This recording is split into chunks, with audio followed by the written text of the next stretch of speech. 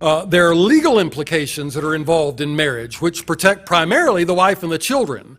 And there are rights and expectations that are judicially binding so that the marriage relationship has far greater gravity than just two people in private saying, I will always be faithful to you. I will always be faithful to you.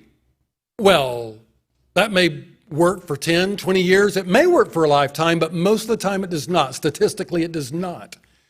And when they have people who are holding them accountable, people who witnessed the vows, it's very easy for a guy to get tired and just say, oh, forget it, and walk out. Going through a divorce is a whole lot harder. There's a whole lot more commitment to it when they've made it all public and legal. In fact, this is so significant that Jesus himself says in this verse that God hath joined them together. Once a couple has made public vows solemnized by God's representatives, then God himself ordains them for each other. Sometimes you might hear a man saying something like, well, I think I married the wrong woman. I think I did not get God's perfect will for my life when I got married. So I think what I need to do is divorce her and marry the one that God really wants me to have. Okay, now listen. When they exchanged vows, they both said, I do, and God and the representative said, I now pronounce you man and wife. Right there, she just became God's perfect will for him now.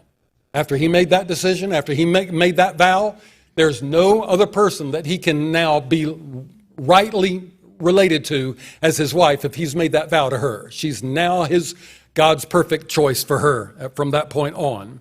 And so God says, what I joined together, let not man put asunder.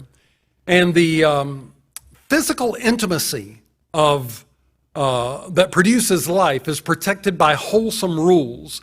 And when it's treated with the reverence that God places upon it, it is beautiful and sacred.